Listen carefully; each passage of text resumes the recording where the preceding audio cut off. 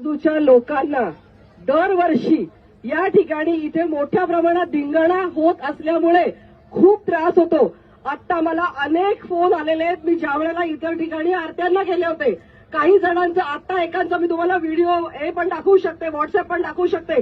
लिव्हरचा cancer झालेला एक patient आहे, एक अतिशय वृद्ध 90 वर्षाची व्यक्ती आहे. कसं काय अवस्था होणार आहे? दरवेळेला इथे दही अंडे होते. तुम्हाला मान्य आहे का सांगा? तुमच्या घरी सुद्धा आजी असेल, आजोबा असतील, आई बाबा असतील, आजारी माणसं असतील, लहान मुलं असतील.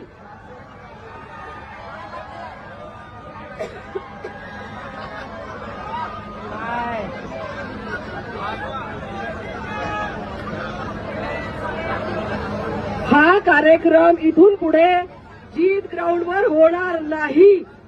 इथून पुढे जीत ग्राउंडवर कार्यक्रम होणार नाही, कारण आजूबाजूच्या लोकांना प्रचंड प्रमाणात त्रास होत आहे.